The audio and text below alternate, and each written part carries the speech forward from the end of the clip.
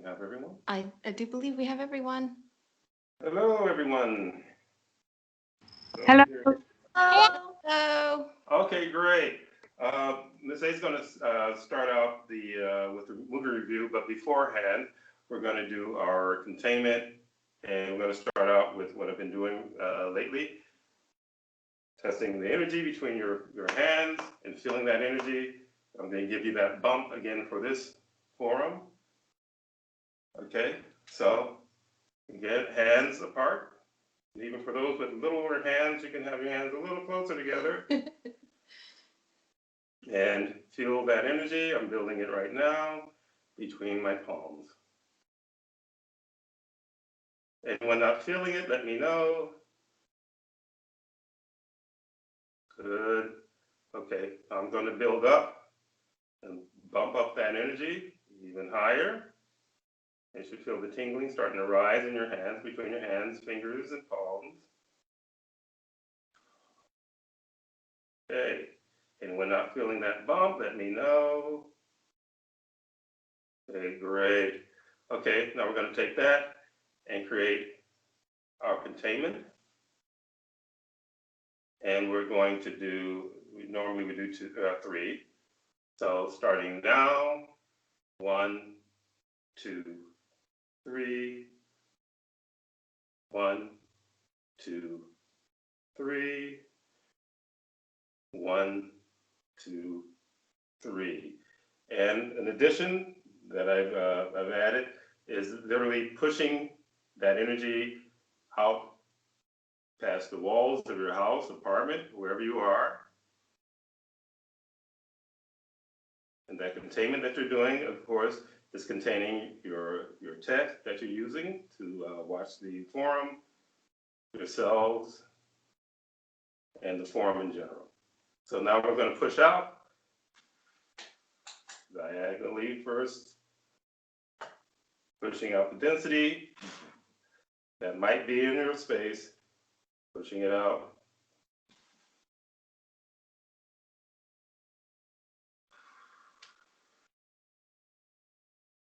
And the last one. Great. Okay, Ms. A, you're going to start out, and I'm going to move to the side. Welcome to the 15th NSTHA Global Women's Forum. This is actually will be our 26th forum in total so far. So we're going to do, as we talked about on the notifications that had to do with the forum today, it's going to be Cinderella and all of its versions. Yeah, which when we got into this, we thought we'd just find a few stories on Cinderella and so on. But the numbers were like, we still haven't found the total numbers. And we stopped around with a number about 55 yeah. stories. And the oldest one that they relate to Cinderella was like 100 something BC. I have the numbers right here. For example, when we did the during Christmas time, we did the Christmas Carol. Yeah, Christmas Carol. And we got approximately 33 versions of that. But just in English alone, there are at least about 55 Cinderella versions, whether they're in short animated snippets or whether they're like a whole film. They are also Chinese Cinderella movies, Korean, Thai. They're copied throughout all different types of culture. So there's no way I could really get an absolute number for you guys. But if you check out the website at the Women's Forum section of the website, it'll show you all the versions. But I can read to you what we have so far. But actually, before you start that, we're going to be reviewing the Disney yes. animation. 1950. 1950. And that one is based on the version of an author, a French author, yes. whose name I can't remember, but you got it written down. Yes, I do. Yeah. So the first recollection, through muscle testing, we have found an earlier version of Cinderella, but we're going to talk about that in the books to come. But if you look on the internet, they will tell you that the earliest version is in China, and that is in, I believe, 618 to 907 AD in China, and then in Italy, 1634 by Giambattista, and then there's also an entire list. So, but one of the most popular versions of Cinderella was written in French by a guy named Charles Perrault in 1697.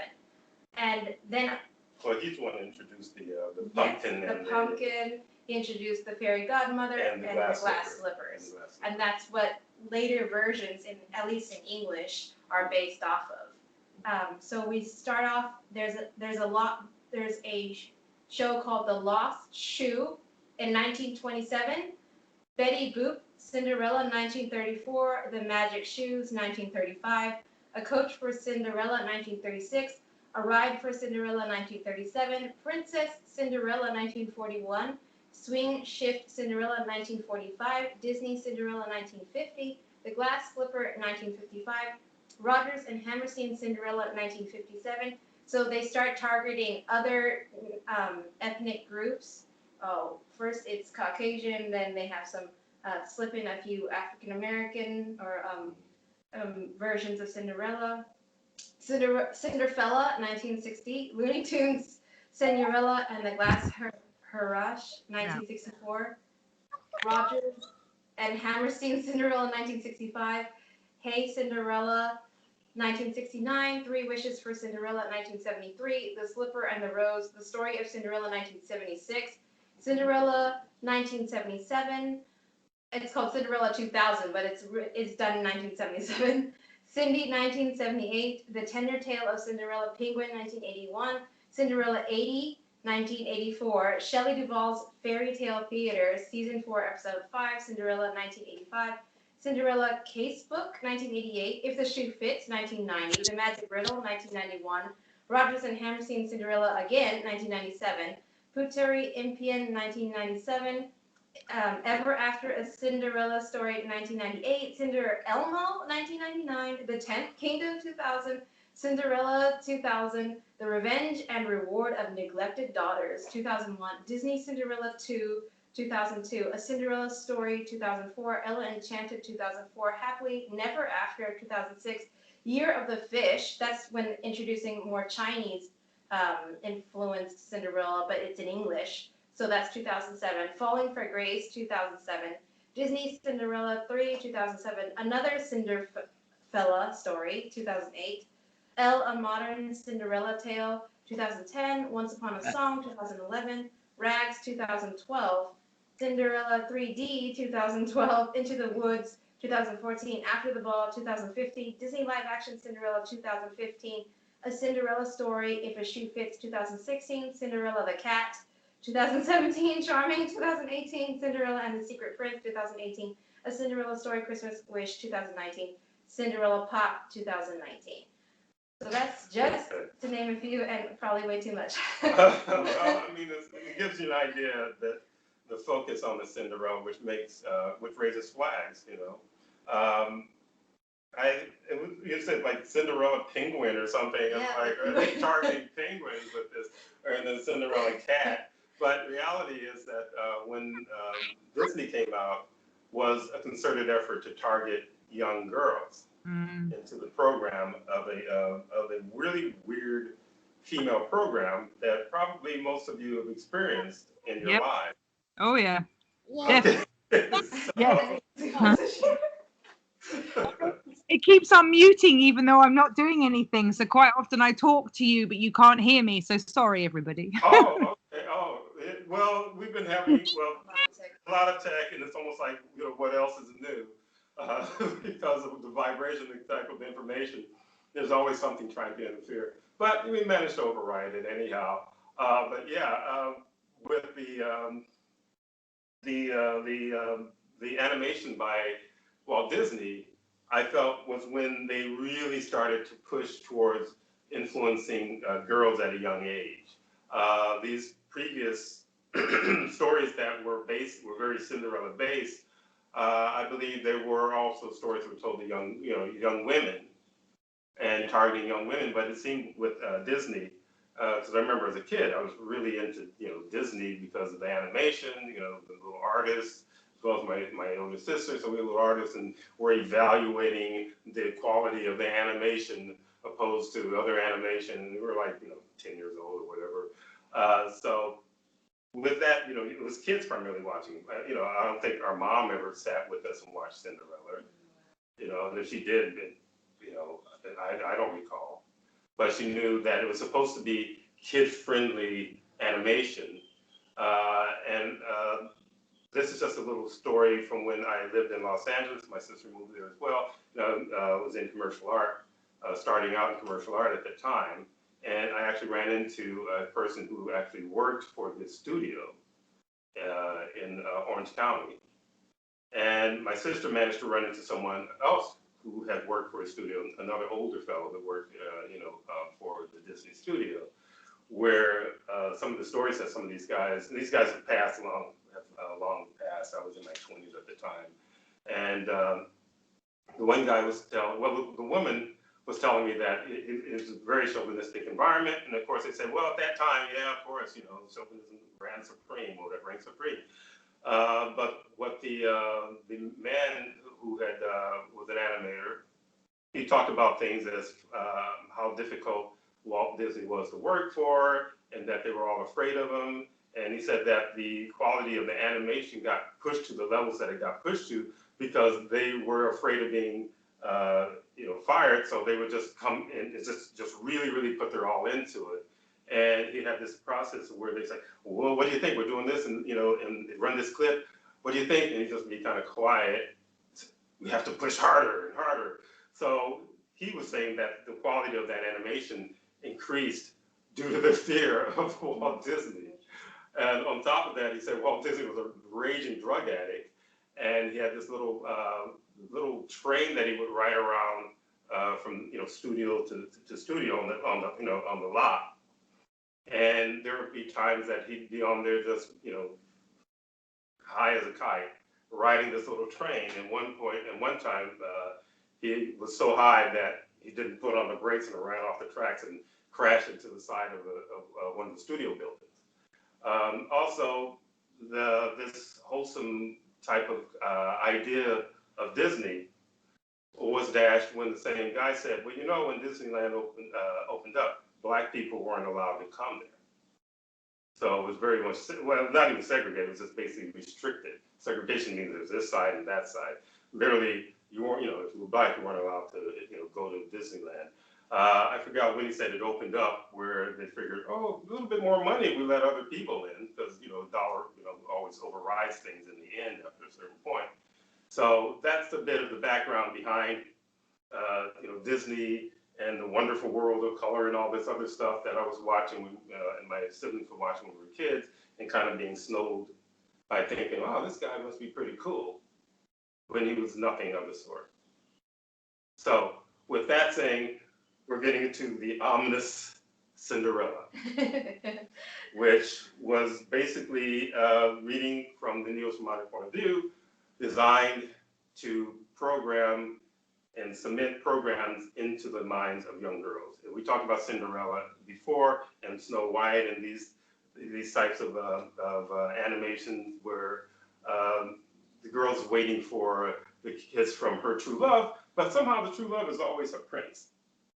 He's always royal, he's got some cash, So with that, with Cinderella, what I sensed when we started to go through the synopsis again had to do with this idea that, women mistrusting of each other. So the not fairy godmother, but the stepmother and her not attractive daughters. In other words, basically, she was literally disenfranchised. Cinderella was disenfranchised. Her father had a lot of cash, and and his mother and her mother had died or something, and so he was a widower for a good while, and he got kind of lonely, which is kind of interesting because Cinderella's coming of age, And there was a really little weird thing having to do with this concept of not wanting to be incestuous. So he goes out and he finds someone to take the place of his wife who passed on. There's some other things that come in after we went through this general, the general story, which I think we'll add after we get through the general story. Well, once we get to the point, we're going to go into the witchcraft thing. Well, I'm already getting spilling the beans, all right. But anyway. Okay. Well, before we talk about more spilling of the beans, maybe we should ask everyone if they would like to share what programming they saw, and then we can get into what you saw, what I saw. That's a good idea, actually, for a little more interactive forum, which I like. Anyone, and I know Lucy's already spoken up as far as like programming, but even if you want to go a little deeper, Lucy, and what you feel the effects, those lasting effects are from that, and anyone else, I actually encourage you to actually share what you got from it. After all, this is a women's forum, regardless of my presence, but it is a women's forum, and it definitely, that movie targets the feminine. Yeah. So. Yeah, pretty much what you've said already, Chief. But you need a man to save you. Is one of the things that I found, and you've got to come find a man with wealth or someone who can take care of you. A woman, you can't save yourself. The only way you can be saved is with a man. Programs about royalty, money, and also one of those where there's always the happy ending in the end. Doesn't matter what life throws at you, keep going, because in the end you'll find your true happiness by getting married, and I'm assuming later having kids. Not that you see that in the movie, but that's the program I found around it with most Disney. Yeah. We got an amen. So, but definitely, you're already seeing the path that is pushing you, and then of course it's going to be kids, and that's what happily ever after is. And it's interesting that you say that, because the winding path goes deeper. If not, because through muscle testing and through Chief's sensitivity about what the intention behind the movie really was, it gets even worse than what you're talking about. Yeah, what this whole system is about. Yeah. Thank you for sharing. Yeah, thanks a lot, Lucy. That was good. And thank you, Marley, for your, cosign. Anyone else wanted to chime in as far as like what they felt, how it affected them? Okay, that's okay. Listening, yeah. Oh, someone said just going to listen? Oh, they're going to listen? Okay. Processing. Oh, processing, okay. It's a lot of program, yeah. Okay, well. Okay. Yeah, thanks. Well, thanks for that. At least, okay, that's good. But yeah, there's a lot to process, and I used to be concerned at times at the end of sessions. Everyone saying goodbye, hello, goodbye. But before it's like, okay, any questions? And it's like crickets. And of course, if you're thinking in terms of a stage performer, and you perform and you do this thing, and they don't respond in the points where you think they're supposed to respond, I realized that it has to do with the type of information that's coming through, which is not the usual. And this review is definitely not going to be the usual, and you can tell already.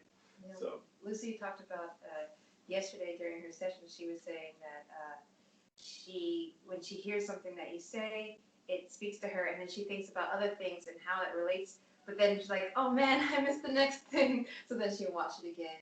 Yeah. So that was another. Thank you. Yeah, well, definitely these forums are designed to take you on a journey in a sense of basically learning how to dissect this realm, this world yourself. So by looking at it in a different way, it's basically priming the pump.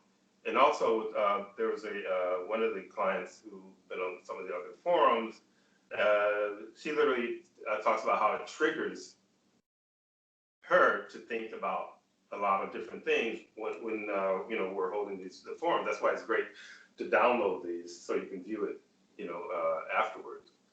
Because there's generally something you're going to miss, or sometimes I'll say something, and this happens with clientele, and some really extreme, where this particular guy said that once I started to talk about certain issues that had to do with what was going on in his energy, it was almost like noise. He couldn't hear anything, but he'd get embarrassed and go, yeah, yeah, yeah, which literally is the wrong thing to do. Just say, I didn't hear that, or it's not registering.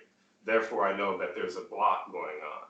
So that happens as well. And when you play something over again, that's why I've gotten to the point where I was uncomfortable about whether I'm repeating things over and over again, but then I realized if I don't, because I kept being compelled to repeat certain things, but if I don't, it won't seep in. So someone would take something I'm saying, and then they say, okay, I kind of get it, but they really don't get it.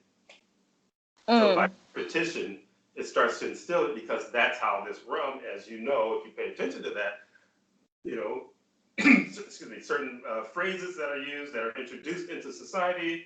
There was one that was introduced about 20 years ago when they were running through the Middle East again, and they kept saying, we're doing this to make you safe.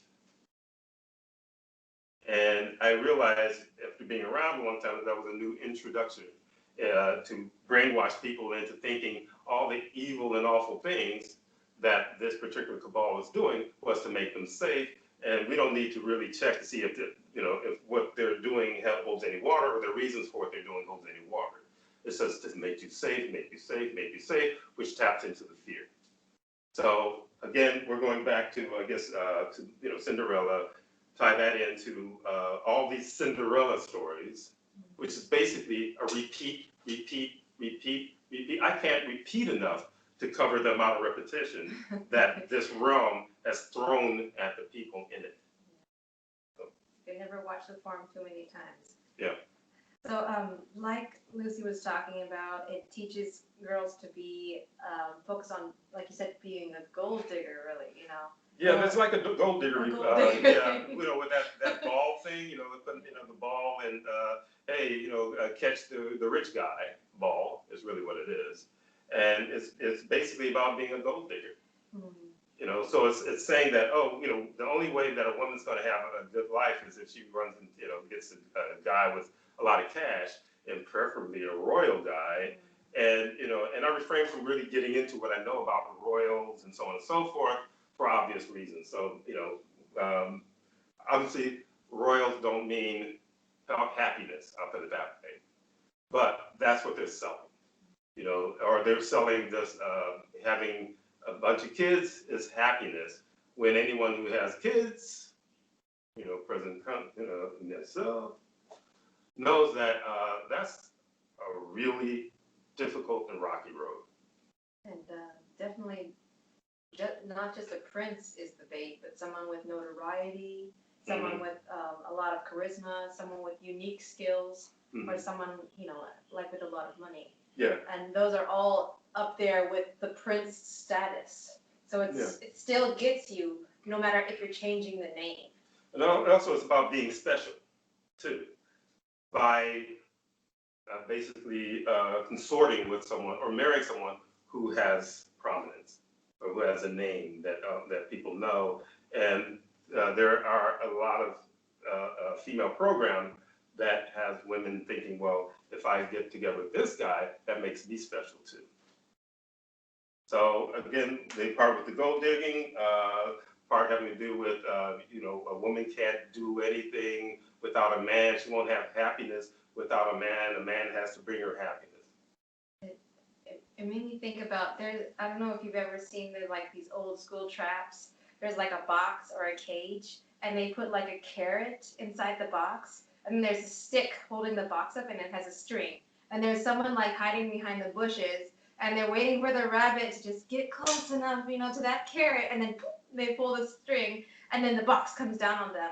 And that's what it feels like, that they're leading people, young girls, into a trap to be a certain kind of victim of this fantasy, that if I get with this guy with notoriety, or if I get this guy with money, or if I get this guy with unique skills, or if I get this prince, that I'll be happy. But then they just pull it, and then they're stuck in there. And Chief was talking about the bait is the money, the bait is the big house, the bait is the stylish clothes. The bait is the fame and fortune. The bait is the status. Mm-hmm. And generally the setup is like jewelry or something like that. Leads you further into the cage, and then they, pull the string on you. One of the things also, I found that it had to do with supporting this mistrust amongst women. So I've said some things where some women got really irritated where I talked about women's movements not really being a viable women's movement because if they're talking girl power and all this and so on and so forth, pumping their arms in the air, and then let's see, Johnny Depp walks through the door. And hey, Johnny Depp's available now. He's not married anymore. All of a sudden, all the knives come out, and women start stabbing each other to death to see who's going to be the one who's left that Johnny Depp might choose.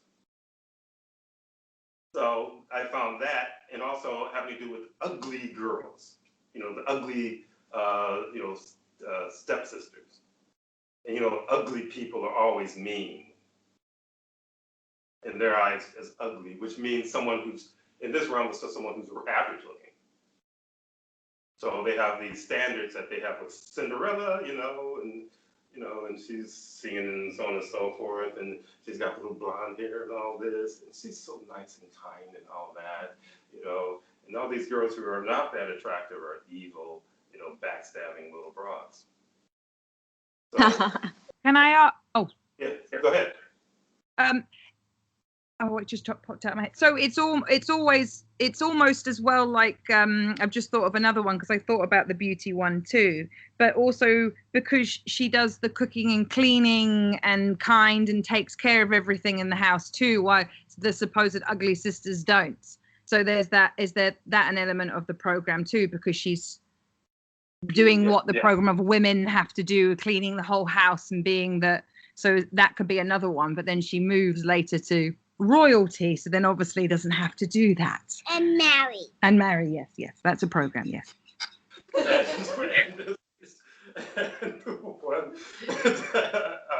anyway, darn it. Yeah, with that, I can talk about, Okay. it's funny that you say that because she was talking about this yesterday, and if you notice, Dempsey loves battle royales. Like, they love the gladiator, the theater, the whole killing each other for sport. They love that stuff. And the whole concept of the ball is all about that. Oh, well, usually we have guys in there killing each other and fighting over things. Why don't we get the women in there and have a ball, and then they can just all fight for this one guy. Yeah, and being caddy and so on. And generally, there's always one trophy. Yeah. The first, place trophy.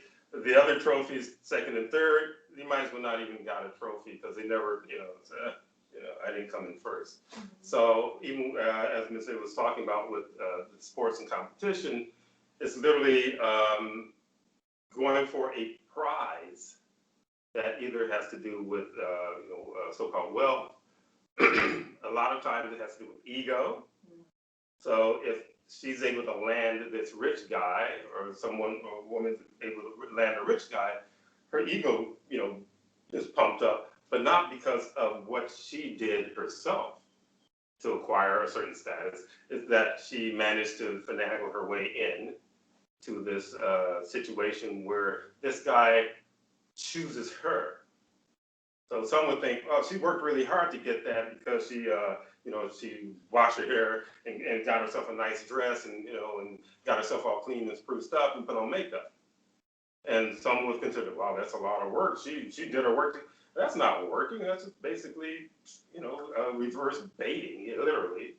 So if he falls for the makeup job, he might go that, he might take her. And he fell for the witchcraft too, because there was a ton of that. Well, that's where I was saying we're going to go into the witchcraft. Yeah. But to finish up, Chief, what you were talking about with if you think about it, what do they get from like a gladiator type of arena, or like even football, all those sorts of things? Like in the gladiator times, it was always about terror, fear, pain, anger, hatred, revenge, all those things. So what do you get when you get a ball full of women? Bitterness, insecurity, jealousy, envy, like you said, ego, and sometimes they would rather that woman fail if they're gonna fail. You know, that kind of revenge kind of thing. Yeah, if I can't have it and no one else can. You know, type of attitude where it's like, wow, I'm a good sport. Well, you won, you know, good on you. No way, you know, you won. There's very few good sports out there. You know, I've run into a few, and I'm one, where someone is good and they're practiced more, or they just more agile or whatever. Hey, kudos to you, man. You're good at that. And then I just move on with my life. Some people, they go up against some individuals and they just hang on to it forever. You might know people who had, if they were doing that traditional high school homecoming queen business and all that, and they have a runner-up and then the one who wins, and in some cases the runner-up feels that she was robbed, and this is high school, and the woman's in her freaking 50s and she's still hanging on to that stuff. You were talking about an example of someone at Thrifties when you were doing the art for that company. They were talking about, at least you have. Oh, there's a woman who worked at a company I worked in LA, and and she was. We get into some conversations. She was.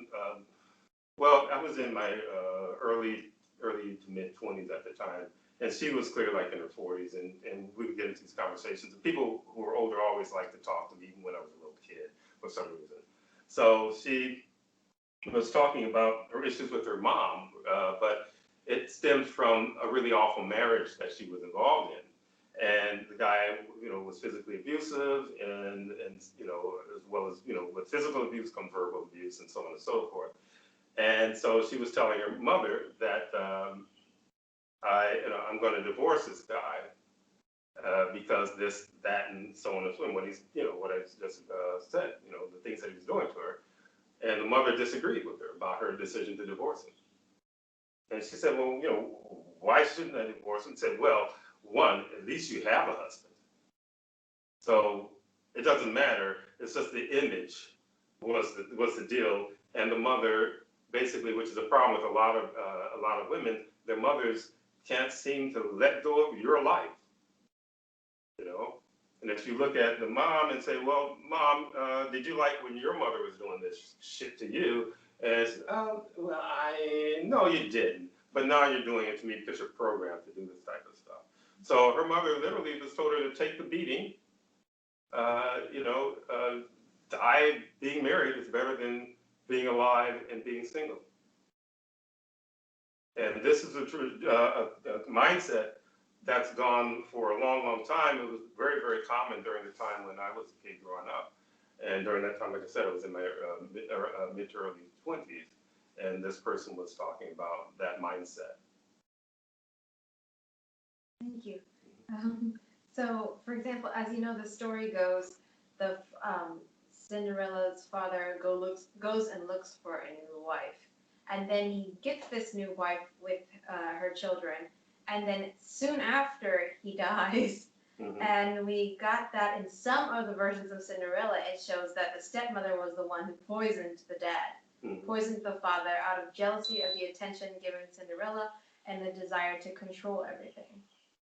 Yeah, and after I had divorced, and I brought my kids to Asia, it's my son and my daughter. My daughter had the hardest time with women who were interested in getting together with me. And if they felt like they got a foot in the door, all of a sudden they would target my daughter with all this like really odd behavior and very negative behavior. So again, this is a program and we're talking about crossing over borders. And that was the interesting thing about the Cinderella, that we found connections globally having to do with that story, which means somebody put that out who understood that borders don't mean anything. It's about the process of what they want to do, which is basically feed on the essence of the capitalism on the planet. So they put things out that will cause individuals to behave in a certain way that will cause negative feelings. So let's see. With that, I'll let you go with this. Okay. Because I don't know if we're going to get into the witch thing, but is there something else? It seems like there might be something else before we get into the witch thing. Well, we can just go down the line if you like. Okay. So the next thing that has to do is when Lucy was talking about she's portrayed as someone who's passive or gentle or takes care of the animals and friends with the birds and the mice. Oh, okay, yeah. Yes. Well, then maybe we can jump to the music. Okay, jump to the music now. Yeah, because when you brought that up, I think the order should change at this point when because it's fresh right now, having to do with she's kind because she's cooking and she's doing all this stuff and so on, and The Dilly Dilly song. the one where that one where she's Dilly Dilly. Okay. Yeah, I think the song is Okay. Dilly Dilly. Right. Okay, I'll go to that song. So it's interesting, that she's depicted as, such a nice, sweet lady who's friend to all, and like Oh, yeah. sewing clothes for the mice, I do believe. Well, that one, want to go back to that one just before we get there. Okay. With the mice, and the birds, Oh, because right. they have that cat named Lucifer. Yep. So somehow they bring religion in there, just with this cat named Lucifer, who's obviously evil, and so she's being mistreated by this woman. You know the story. And there's a part where, why doesn't she just leave? When you're a kid, why doesn't she just leave? But I said, well, it's really hard for women in that time. That's just the way it is.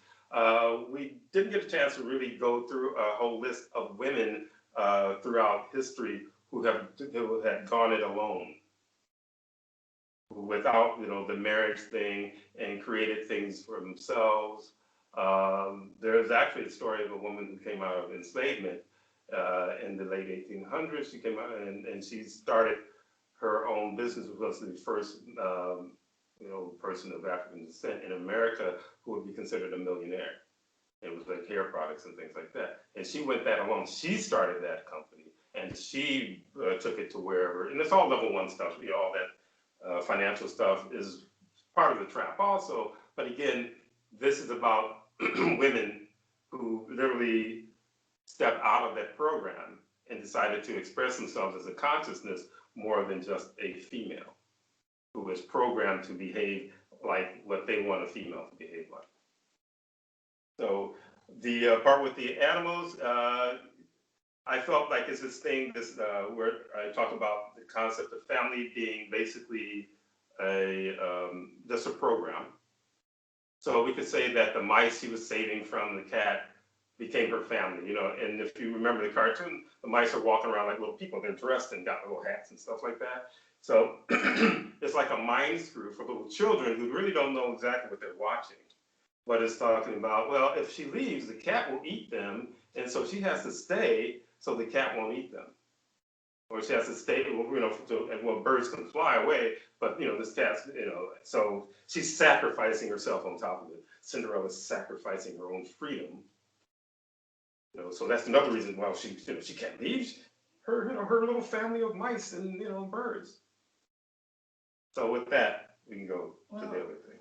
Also, Chief, there's some interesting information about how you were talking about religion. Lucifer, the name of the devil, as the cat. But also, they're showing like Lucy was talking about how the meek will inherit the earth. It's a Bible verse. So if you just keep putting up with crap, the Lord's going to save you one day, and your treasure is in heaven, after you die. Mm-hmm. And they talk about that. And it's so interesting how in this movie is a great example of how religion and witchcraft are just hand in hand. Mm-hmm. And as we go along with them, the songs are the real evidence that that church is just another wing of Satanism. Mm-hmm. And it goes on to talk about how, people always say, the devil, the reason why they would make the cat Lucifer. And, the cat was the one who was getting in the way of her getting the key to open up the tower when her stepmother locked her up in the tower. They say, the devil did it. The devil got in my way. But really, she was the one who was humming the song of the waltz in front of the stepmother when she knows the stepmother and her children were at the ball. Why would you do that to yourself? Mm-hmm. It's like a lot of the times where there's all these different types of confusion that people live in. Yeah, literally, we call it just shifting the blame to something else instead of the fact that, like Mrs.A was saying, she obviously wasn't supposed to be at the ball. and they tore up the dress that she and the mice had made, you know, because she was using some parts of some of the things that were discarded by the stepsisters. And so she knows that they don't want her there, but she's there. They can't recognize her because she just looks better than what they expect her to look like. But she gives it away by what they were saying, by humming this song. It reminds me of that first part of that movie we reviewed for the West Coast, Soul, where the guy gets that gig of gigs. You know, he gets to play with this woman, and you know, it's like someone who's so high up in jazz. Oh, I get a chance to play with so and so. So he goes out and he's just walking around and not looking at anything, and he's skirting cars about to hit him and so on and so forth. And then finally he falls in a manhole and dies. And it's like, well, who's responsible for that? It's literally him. So Cinderella was responsible for being locked in the tower because, you know, said, well, she was so happy and all these people, they were so happy. I don't give a crap. Be present, man. You're in a war zone. If you're in a war zone, you got to be present all the time. Ask anybody who's ever been in war. So literally, excuse me, wow, a little running up. What just basically tacking on what Mrs.A was saying, yeah, she literally caused problems for herself, because she wasn't stealthy or just sensible in a way that, well, you know, this woman's walking around the house and I'm like joyfully singing this song that is exclusive because there's no radio at the time that's playing the latest hits of the palace. So she basically, you know, and also they like to promote, and I've seen a lot of movies, they like to promote someone as a protagonist, the star, and a lot of times the person's kind of dumb. Yeah. And they do stupid things, but somehow they still come through somehow, even after being stupid. So that's another program that they like to lay out there as well. So anyway, well, you were talking about yesterday something really interesting. So the mice decide to help Cinderella out, and they take some beads and the sash that belonged to the sisters, what they call it, the sisters. But and then like put that as a different design on the dress that her mother had owned. And she was saying that's how people do all the time. They try to take the tools of the system. They try to take the information of the system to escape the system. And that's exactly what the birds and the mice do. And you say that the birds and the mice represent family and friends, try to keep you in this freaking rat trap, this freaking chicken coop, but yet you're trying to use the tools that the farmer gave you to keep you in there. And you were saying that it doesn't make sense. But they just show you that all the time, how it doesn't work right in front of you, but you don't see it because of all the blocks that are in your energy. That's why when people have sessions with Chief, only Chief can knock those blocks down in your energy. You can use containment to pull off the density that's at the surface, but the real deep stuff will keep you blinded to the truth for a very, very long time or forever. Well, how do you really feel about that? Strongly. I don't know if I could add anything to that. Then I think we can.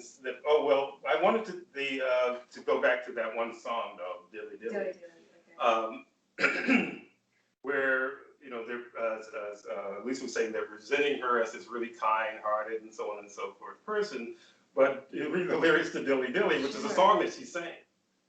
Was it in the movie? I'm not sure if she sang it, but they were singing it in the background of the song of the movie. And it's the song is called "Stroke of Midnight, Thank You Fairy Godmother," which was really interesting. Mm-hmm. The song goes like this: lavender's blue, dilly dilly, lavender's green.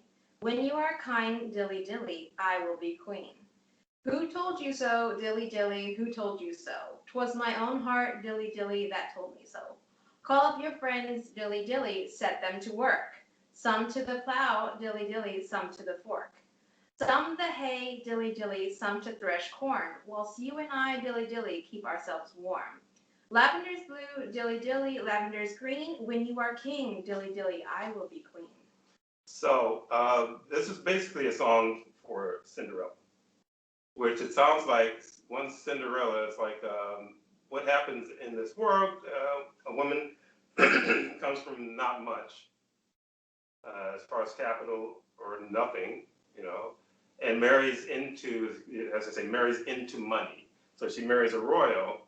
And then the song says that she proceeds to behave like the royals. So like when she was a worker, she was being abused. She didn't like that. But once she gets out of the, you know, that worker life, she joins in with the royals and then proceeds to behave like the royals towards the workers. In other words, treat them as badly as she was treated when she was a worker. So that's basically it in a nutshell. At first, I was like, I was thinking to myself, I was like, because there are other songs in Cinderella that are literal witchcraft incantations directed at children, and their intent is really nasty and foul. And when we read this song, I was like, I don't think it's an incantation, Chief, but what is it? And you were saying that someone can come from rags and get riches by doing nothing else but being pretty, and then treating all the helpers the same way she was treated by the upper class when she was a worker. Mm-hmm. Yeah. And the other song was where we really started looking at the witchcraft aspect of it. Was what's that one song? The Bippity boppity boo. Bippity Boppity Boo. And you know, as a kid, you're just thinking that's kind of weird. You know, it's like watching that movie Chitty Chitty Bang Bang. You know, it's like some goofy words, but realizing this is a dense realm, so everything that they put out has some meaning to it. So Bippity Boppity Boo, we looked it up, and said because you know, obviously it had to do with some kind of enchantment or something, because it's while the fairy godmother, which is actually she's just a witch, was whipping up this dress and these turning pumpkin into a coach. She's singing this song, and so we looked it up, and they said, "Oh, it's incantation." A lighthearted incantation. I never heard of a lighthearted incantation. Yeah. But they don't tell us what the incantation was about. It's a lighthearted incantation. Don't worry about that. Yeah, you know, don't look at that. But they didn't say what it was. So literally, she was putting a spell on something. Actually, you broke down some of the words. Yes, I will. Yeah. So also on the last part of the last song, we looked up what dilly meant, because it just seemed like an odd word to put at the end of the song. And when you look up the definition of dilly, it says, oh, they're a delightful or excellent person, but in an ironic way, like, oh, yeah, they're really excellent. Yeah, So but also if you just at face value, dilly just means delightful, which means she's saying, wouldn't it be delightful to put all my friends to work in the fields, while me and my old man hang out around the fireplace, keep them warm. Okay, so for example, whenever bippity boppity, so Chief, they were trying to frick with my notes here and make them disappear.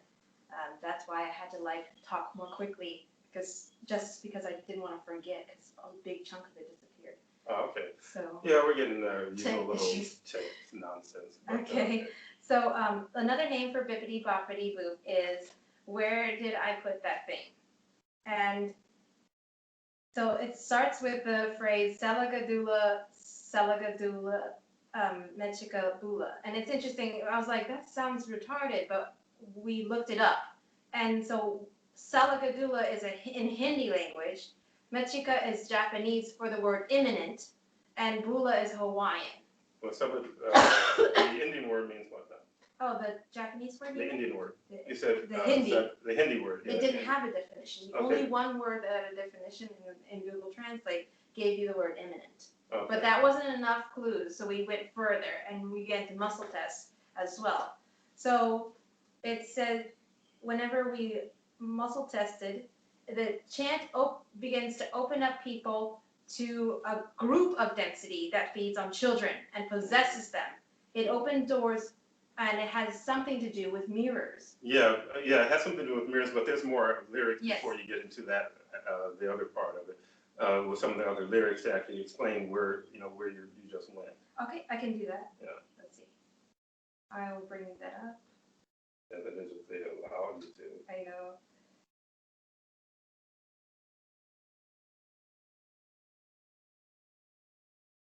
Because most of it is just repetition. But whenever I was in the cult, they have these church songs that you have to sing before service, and it's always about repetition. Oh, the blood of Jesus will never lose its power, and you just repeat, and that's about an incantation. It's softening you up for whenever they stick the corkscrews in you during the sermon. Well, / mantra also, literally it ingrains it into your mind where you believe that, the blood of Jesus or whatever, whenever loses juice. So even if you became aware that some part of you wants to become aware that it's all ruse, there's already something ingrained in another aspect of your consciousness that's repeating this in your mind, regardless as to whether this individual say, well, I'm no longer involved in religion, but once we have a session, I find it riddled throughout their whole body. And some will come because they say, well, he's in an alternative thing, so I'm just, I won't say that I'm still influenced by the church, or I'm into what my mom says, who's very much in the church, or I just went in the opposite direction. I'm going in two directions at the same time, sorry. But again, with it's about it being a mantra, and being what you Mrs.A found out and discovered herself as a spell, an incantation. And there's a spell in this movie, 1950 Cinderella, that's worse than Bippity Boppity Boo, and that's where we really got the real meat of it. But I'll read it to you because it's pretty interesting. So it says Salagadula Machikabula, and then it says Bippity Boppity Boo. Put them together, and what you've got, and it repeats again, Bippity Boppity Boo. But then the next one, it says the same thing, but then it says, it will do magic, believe it or not. And so it's like with each phrase that the kids sing, it softens them up for possession. And you were saying when you were only allowed to watch Disney and church movies when you were a kid, and your siblings were watching Cinderella, and they wanted to sing that song. And I yelled at them, and I told them to stop singing because there's something wrong with it. I didn't know Chief, I didn't know his daughter, but I had this strong sense that there was something quite imminent, like quite not good coming from it, the energy coming from the song. And so they sang the song when I wasn't around. Yeah, just like, like little siblings. She doesn't know anything. And when they did that, they did sing the song. And these guys are, they're probably weird on their own anyway.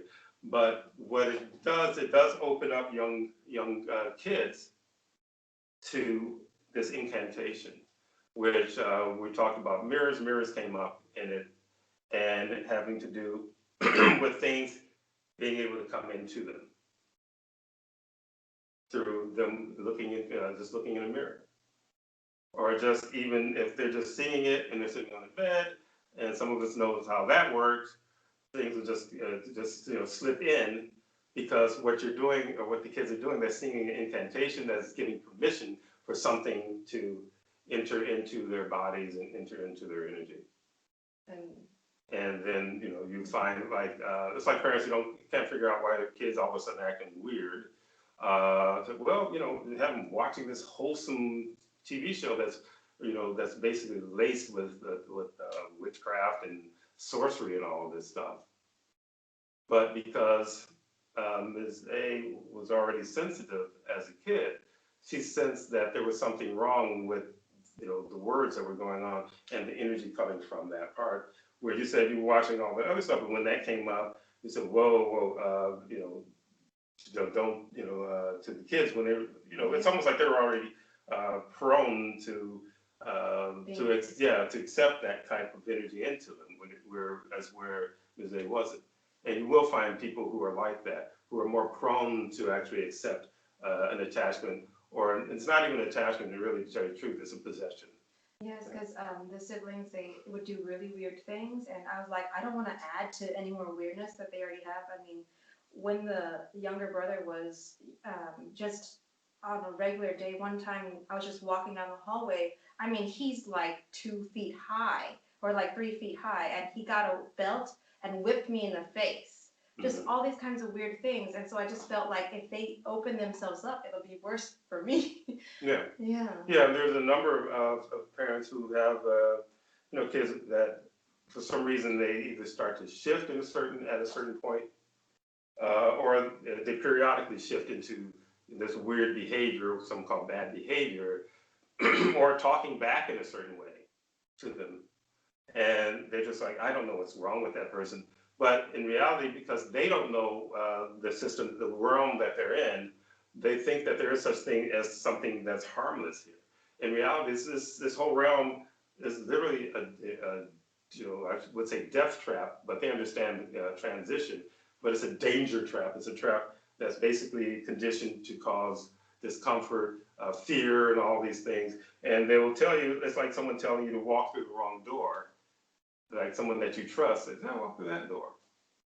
That'll get you where you want to go. But in reality, they're basically walking you into some kind of a trap that they know they're walking you into, or some subconsciously know, but may think that really, I get this feeling that I was told that, doing this thing or doing that thing or taking, corona, vaccine shots is a good thing if they believe and not basically analyze and think for themselves.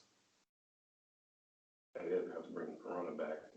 Anyway, but there's a lot of interesting things going on around that issue. Maybe cover it in next month around lawsuits against the government having to do with the vaccine and things. Where there's more people being more vocal about don't take that stuff, and it has nothing to do with the disease. And it's very much, whether they take it off the internet or not. One guy is known to be a conspiracy theorist, but to tell you the truth, most of the things he does say, it does have to hold water. It's kind of rinse.com. And I was aware of him for a while, but I'm not crazy about these guys who say it's imminent death, you're in danger. But I will read the facts, and the facts will be the facts that tend to pan out after a few years or more. And this guy's been pretty good that way. So we're going to go back to Cinderella. Yes.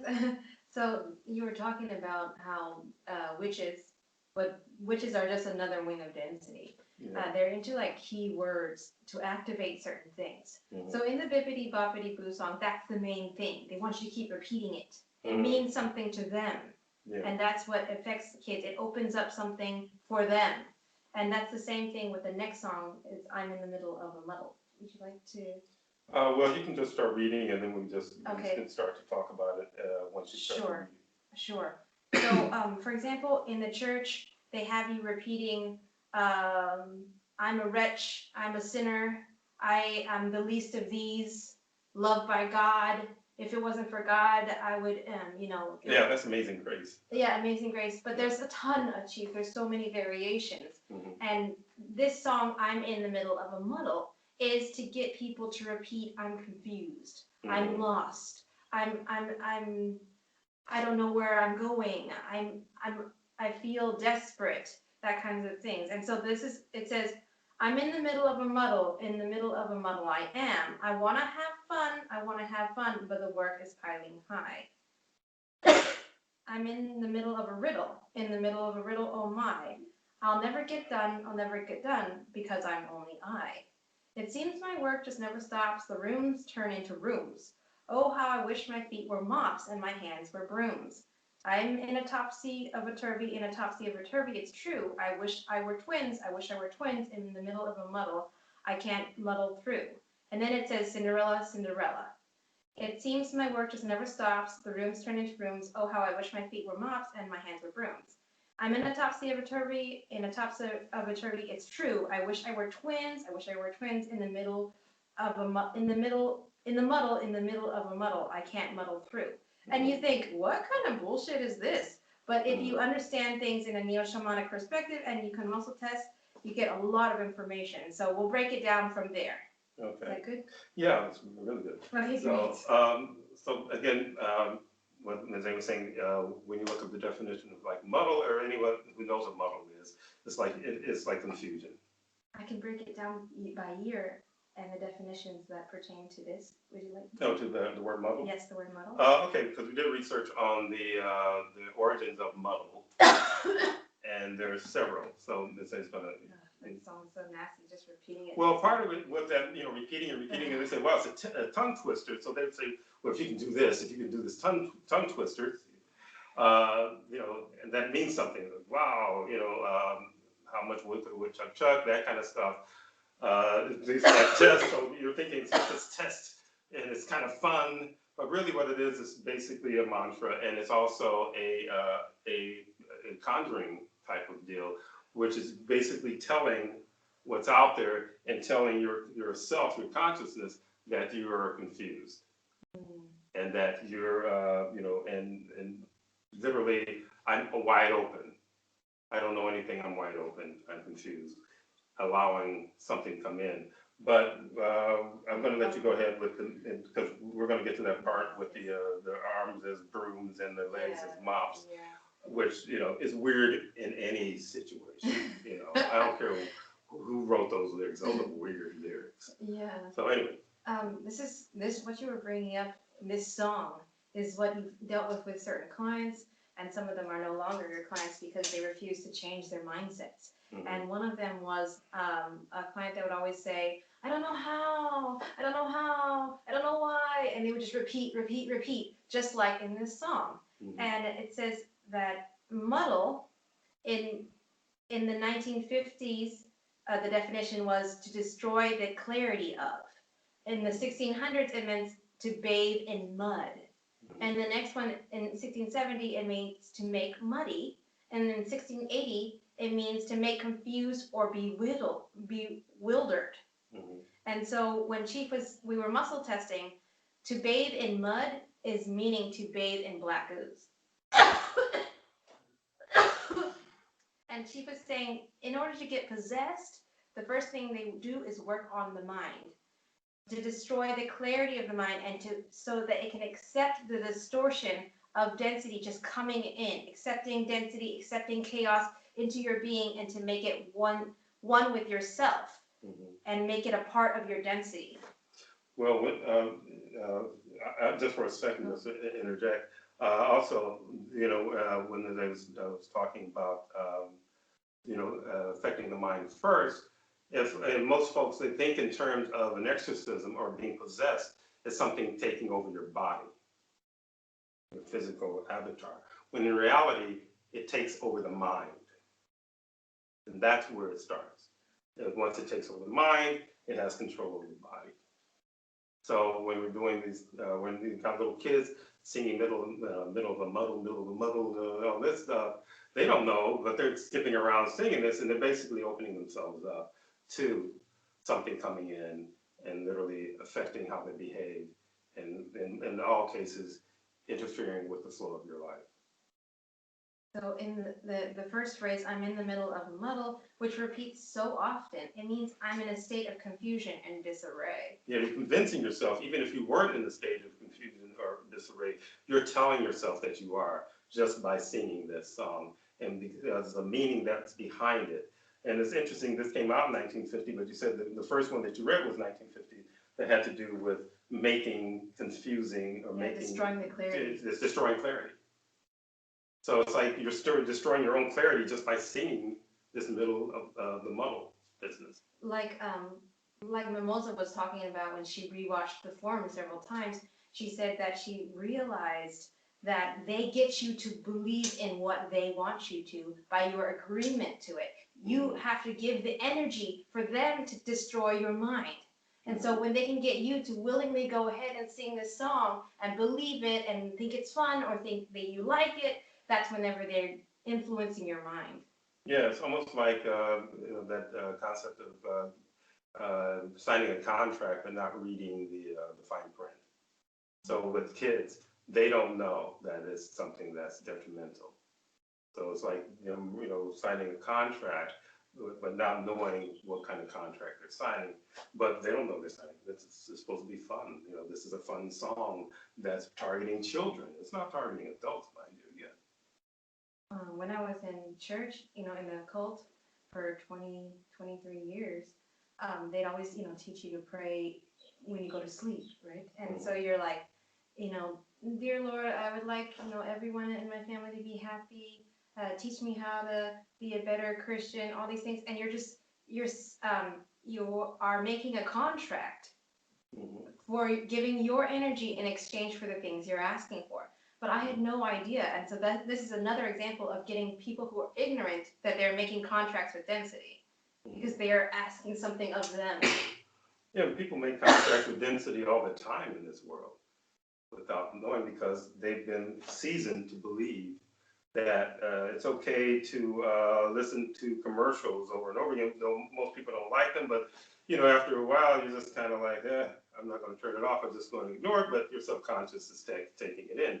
Even with billboards and things of that sort, even if you don't look at them, your conscious is aware of it, and generally aware of the type of vibration that is connected to those billboards. And when they started to do these ones where they have like a big movie LED screen that's playing commercials, actually moving commercials on it, you're still picking up, and even if you don't hear the sound. So they're aware that you don't have to hear the sound of the commercial. It's just literally the signature, the signal of the vibration of it, or just the image, what's flashing in the image. That's literally pulling you in. So again, I don't think anyone in their right mind would willfully set themselves up to be possessed, but they're tricked into it all the time. And they start with children, and I think that's where Disney became the quintessential Cinderella for a certain generation. So you can watch all these live action Cinderellas, but inevitably, if you've been around a certain generation, you go all the way back to the 1950s Walt Disney's Cinderella.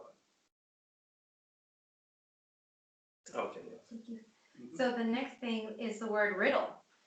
And she was like, why don't we look up the definition of riddle? And I was like, great, let me check it out. And it says, riddle is to make holes, making holes for density to come in through the incantation.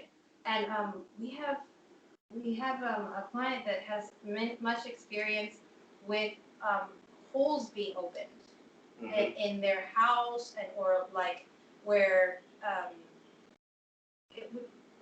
anywhere where, in other words, density comes in, as far as like in houses, we call them portals, and we call them doorways, portals. Now, which one was one? This one said like many doors or something. Which one's that? Okay, it's coming up next. Oh, that's one coming up next. Yes. Anyway, so again, you're using a term that you may have a certain, riddle. I think as a kid, the Riddler, he says these phrases or whatever, or these lines or some little story, and you're supposed to figure out by him using all these different meanings what he really means, or what's the I should say not the purpose, but the answer behind the riddle. So he puts all these things together that seemingly don't make any sense, but if you're into riddles, then you kind of like makes your mind go in certain places that it probably wouldn't normally go. And it creates holes for you following. It's like following the trail of something that's actually leading you in the direction that it wants to take you. So if someone tells you a riddle, and this riddle they made up, is their consciousness, it's the density of their consciousness trying to lead you into their mindset. So if you can start to get good at those that person's riddle, that means that they're overtaking your consciousness in your mind and how you think. So again, holes. Yes, holes. When you do house clearings via Skype, you always talk about like there's openings for density, holes for density to come through, doorways. Holes are just another word for doorways. Right. And thank you. Holes under people's beds, holes in their bed, holes in their pillow, holes in their mirrors, of course, are just a big doorway. Holes in like where the water is coming in their sink, holes in just in different, sometimes it's just focus, or something happened, or there's a painting on the wall, or there's all these things. And this same concept can be applied to someone's mind, holes in different places. And as we go along, another definition in 1817, the definition for riddle was to perforate with many holes. So it's like getting the child to agree with many holes being opened up in their mind for density to come in. Yeah, even that, just take it even a little further, that that agreement or that chanting will open up holes in your house. So, again, this isn't about, I'm not into the fear tactic thing. I'm into overriding fear so that you can actually look at things from a place where you're an observer and not affected by everything, and realize that you don't have to be affected by everything. They convince you that you're part of their system of nonsense. And so if we're accepting their words without analyzing their words, we literally fall into their trap. And again, they love the fear aspect of things. But when I talk about it, it's not about being afraid of where you are. It's like knowing where you are and then going, okay, what am I going to do to fix this situation? So, oh my gosh, and then the person goes into panic and they just sit there rocking in the corner. I'm talking about basically get rid of the fear of this whole of what they're laying out here, and literally, yeah, something came through trying to like mess with it. Again, they can't screw with it. Again, just simply not fearing and being an observer. I know there's a lot of folks say, what is it being an observer? What does being an observer mean? It means watching and not getting involved in it. How can I not get involved in it? You don't have to get involved in that. They're telling you that, you can't be here without getting involved in everything here, which means some of the nonsense we've been dealing with for the last several days with delivery men who won't do what we tell them to do. Or some guy got a major crush on my wife. So she says, drop it at the door. This nitwit will just keep ringing the bell till she comes out, until when I come out, because he hadn't seen me in several months. He says, even though I'm here, all of a sudden it said, I said, drop the package and get the out of here, okay? Basically to that point. But again, that is like the outside trying to come in. Outside trying to come in. One of the interesting things about, and that's a couple of them, but one in particular is the pain in the ass, is that they won't come past the gate. Yeah, they don't want I said, I just say, white tea baradu, which means leave it at the door, and leave it at the gate. Every time. Other place we were at said, white tea baradu, they come in, they leave it at the door.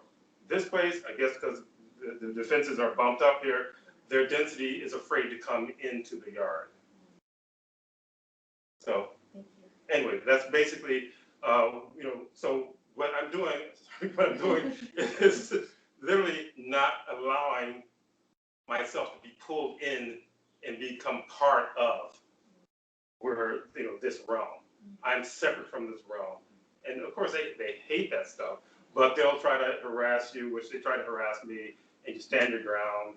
Even if you're don't have the levels of energy that I have, you can definitely stand your ground and do containment. And some of you know that they try to harass you, but your containment has been keeping them at bay, because things were worse before you started doing containment consistently. And Lucy shared with us that her family are talking about her. Is that okay, Lucy, to share that? It's a good thing. Thank you. It's about, well, let's go, It's about how their family does containment so much because they know it works, even for hours doing containment, and how well it has changed things and affecting things. That's what you were going to talk about. People doing containment for longer than you suggest, and it being even more impactful for them. Yeah, which literally I would say, replacing, when people were talking about meditation, I would say replace meditation with containment, which means you have to focus on what you're doing. And yeah, they talk about like one of the family members, well over an hour, goes into a space or some people just go meditating or whatever, but he's containing and he's improving things around him. He's shifting in a positive way through his containment, which I've never seen with anyone who sat there cross-legged and talking about, I'm meditating. Again, that kind of meditation does not help anything. To ask for what you want out there. It's like, contain it, boom, knocking out all of the noise, continue to knock out the noise, then you won't have to ask the ether answers for answers, because that answer will come up in you. You have total access to whatever it is that you want to know through your own energy, as long as you clear the pathways, which is through containment, not meditation. Okay. And there's plenty of people who they get answers and then they check with Chief just to make sure, because there's so many liars inside. And like, for example, Chief was talking about not being so engaged in this world, not being so connected to what they want you to do. So when I would watch like animes or movies and things, sometimes there'll be a character that I really don't like, and I realize that passion that I'm doing is like connecting me with an emotional response. And I think that I'm being like cool or being, Neo Shamanic, but really I'm getting too involved in how much I don't like this character. And part of that, I was in denial of the fear I had of this character, because in church they always try to tell you that, oh, this, if you watch this bad show, it's going to affect you. Or, if you think about the things that you thought about in the past and how much they could get you ramped up, emotionally involved in something, that's how they feed. And Chief was saying, just be able to see what's going on and not be like, yeah, I like this character. Oh, I hate this character. That's what they want you to do. They want you just to take a stand. Either you're for it or you're against it. It's like, no, I'm containing it. I'm looking at it. I'm seeing what they're trying to portray and not taking it personal. Yeah, and we use the term also, yay and boo. No yay, no boo. Yeah, so it's like, one person is not following, what I'm teaching, and then causing trouble, and then they say, boo, and then once they get on track and they start getting it a little bit, they goes, yay, but then the person, trips again, boo, so it's like, isn't that kind of like, yeah, I waste so much energy for giving it to density by allowing myself to go on this roller coaster, because I was so used to, I had trained myself. And there's a lot of old tools. When you learn about Neo Shamanism, there will be a lot of old tools that you used to use before you learned about what Chief teaches. Those are things that you have to let go. They might have been useful before, you met Chief and learned about the tools that he offers you, but now they're obsolete. And I had to be like, okay, I gotta let go of this favorite tool, this yay, this boo, because I had programmed myself. Mm-hmm. Well, also it was programmed through, for you it was primarily the church. Like, we say you have to take a stance or whatever, either you're for us or against us. And I remember first time I heard that, I was probably in my early teens, maybe 13, I guess, and it was troubling to me, because they would come up and plot this as, either their story, either you're for us or against us. Either you're for our story to go and slaughter the family next door, or you're against us, so you might as well be part of the family. I'm like, that's really troubling. And that's, so they don't give you time to even analyze what side, whether you should even take a side. Right. Does this even have anything to do with me? So anyway. It's interesting that you say that, because there is a Bible verse that says, I will hate the things the Lord hates, and I will love the things the Lord loves. Mm-hmm. And that was a part of that training. Instead of taking the time to observe what's really going on, you just jump to conclusions. Mm-hmm. And that's how people give loose to density all the time. Well, he's a this, he's a that. But it's like, wait a minute, let me watch this guy a little longer, and then make my decision. Well, it's it's very contradictory. We've talked about, and I don't know if we might have done it on the forums, having to do with individuals who want to be connected to Egypt. But they're also, they want to hope that they're, pharaoh or something, some mucky during the time of the Egyptian Empire. But they're also in this time influenced by Christianity. And there are passages, so these same individuals have this conflict going on inside of them, where once I bring it up, they shut down. They can't even say anything because, one, they're in the church, or they claim they're not in the church, and you find they might as well still be in the church. You don't have to show up at the church every Sunday to be in the church. So they'll say, well, there's these passages in the Bible that says that the Egyptians are the enemy. So how can you be, for being Egyptian, but also be for the system that hates Egyptians and lies about what Egyptians did or what it stood for? Anything that the West puts out, as far as I'm concerned, excusing anyone who's sensitive to this, is literally bullshit as far as I'm concerned. It doesn't mean anything for me, period. And it's very, like, for example, the story of Moses is very satanic because it says that the Lord was the one who killed the firstborn children of every Egyptian. Mm-hmm. And then they said the Lord was going to kill the firstborn of all the Jewish people, but only if they sacrifice a lamb and paint its blood around the door. It's very satanic. That's Satanism. That's like, that's it's totally satanic. And those who decided, not to sacrifice the sheep, of course they got to spend the money to go get one. And if they didn't have the blood, supposedly their firstborn children were killed too. So the density has no favorites. Yeah, it doesn't like anybody. It jerks everyone around.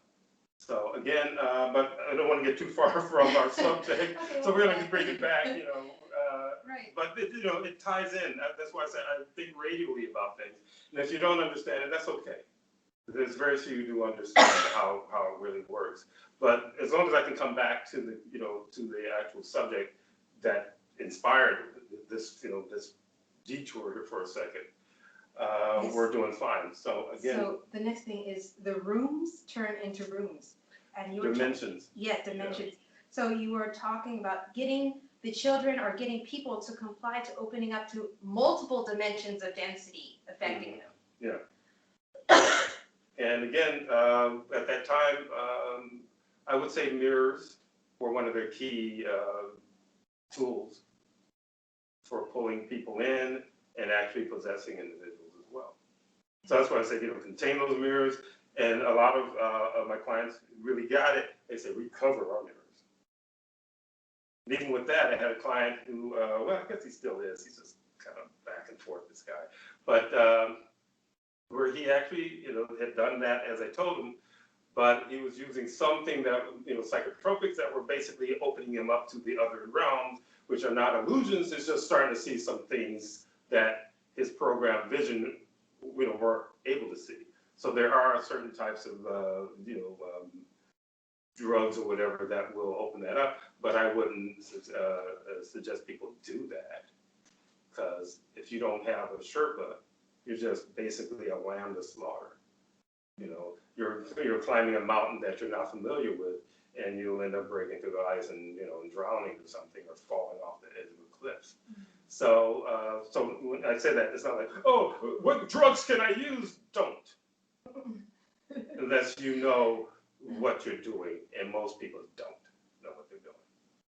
So that's why on the 7th Ask the Chief, Raina said you were the professional in this world as to what's going on. Mm-hmm. That's why people shouldn't just run willy-nilly into all these ayahuascas and all these seances, Ouija boards, tarot cards, when they don't know nothing about the other side. Yeah, and before we actually go further, I realized I didn't make my point about this guy with the mirrors. He covered the mirrors, and then he was using something. And he had this panic calling Mrs.A, because he could see these things, and he was videoing them, so he thought. But he was videoing them, but people look at it and say, I don't see anything. He says, it's there, man, it's there, And he talked about the mirror that he had covered in his room, large mirror, and he saw faces pushing against the cloth. Like they were trying to get through the cloth, but it was still stuck in the mirror. So he saw this very much clear, and it was really happening. It's just that it's happening on another dimension. That's why we no longer allow the support team to take video. Allow Yeah, that's why. videos No, through, that's why. Yeah, calls. yeah, video, Calls audio. and videos. Yeah, was it audio call, audio messages? We don't listen to them unless it's from somebody that I know is clear enough. It's someone that I've known for a good long time, and I know that they're not jacked up that way. So no photos, and if you want to, you can describe and ask if you can, and then I'll check. But no, just like, someone just like sending photos and crap, and this guy was sending videos and so on and so forth, and we're not looking at that.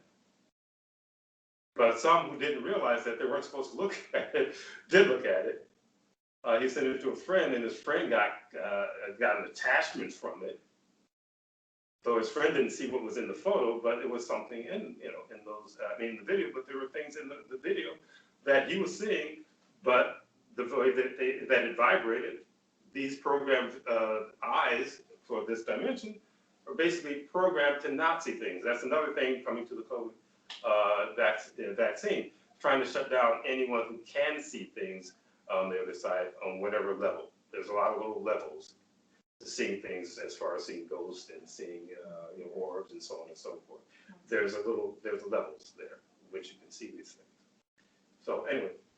Okay, so next thing is brooms, hands to brooms, legs to mops. Legs to mops, yeah. And interesting enough, immediately we were doing muscle testing, and she was saying the brooms represent witches, and the mops represent sorcerers. And if anyone's seen The Sorcerer's Apprentice or Mickey and the Sorcerer, as he's the apprentice, there's those mops that you see like running amok and being chaotic, and the room is filling full of water, and it's all about chaos. Yeah, and it basically has to do with sorcery.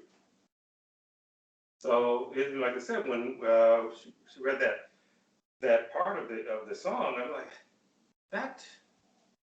that's weird in any any situation. As a kid, and you're singing, my arms are brooms and my legs are mops, and and they don't even know what the heck they're singing about. But it definitely had to do with witchcraft and sorcery. Yep, you were just talking about Cinderella being a catalyst for witchcraft, sorcery, and possession. Mm-hmm. And you were talking about when you buy into the concept of Prince Charming, you're buying into witchcraft and sorcery because it's something they put that intent out there to mm-hmm. control others through buying into their idea. Mm-hmm. So if we were to go and talk about Cinderella and a story that came up once we basically dissected this story, the story that came up for me was Cinderella's, however her mother might have died, probably had to do with witchcraft. Cinderella is a witch, but someone who hasn't gone through, what they do in churches, communion or something. What is that? Not communion, what do you call it? Communion, when they have the young girls, in the white dresses and so on, and celebrating them like they're turning 13 or something or whatever. So she hadn't gone through communion. The father wanting to distract himself from his attraction to his daughter because his daughter looked like his wife, looked like her mother.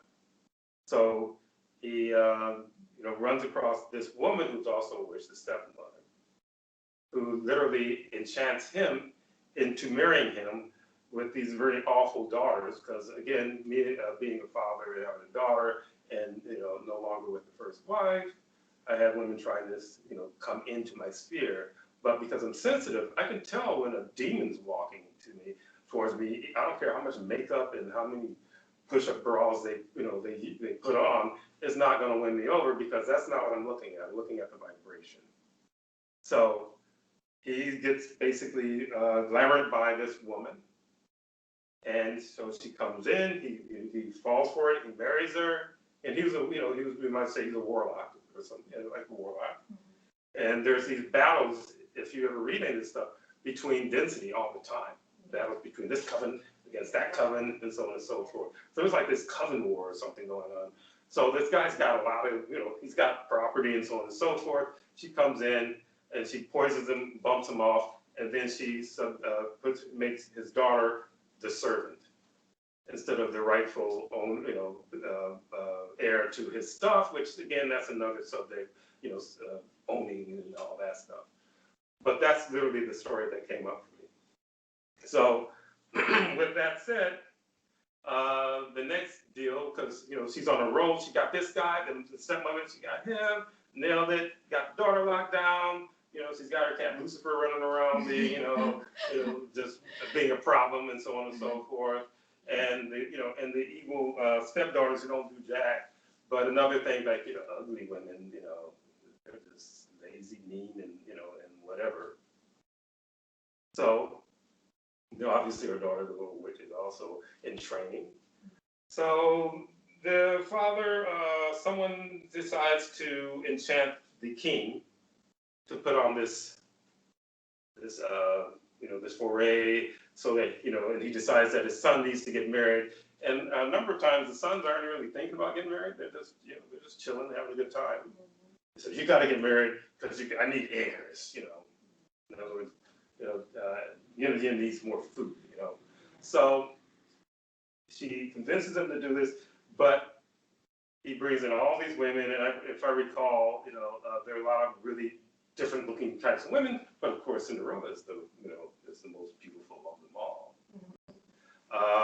The fairy godmother, to me, is part of her father's coven. And she comes in and she has to look, she's supposed to look over his daughter. She comes in to try to, help the daughter out.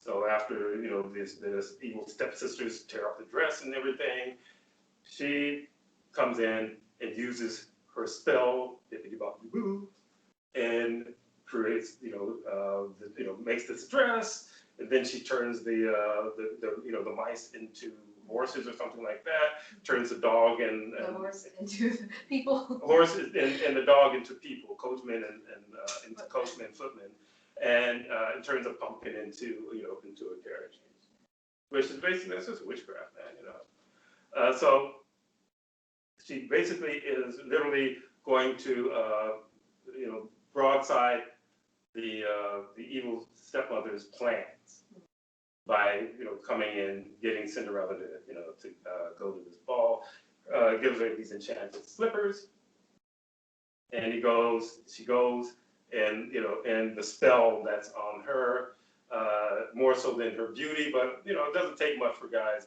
If a woman's really really good looking, it doesn't need any spell. It's just programmed to just zero in on her.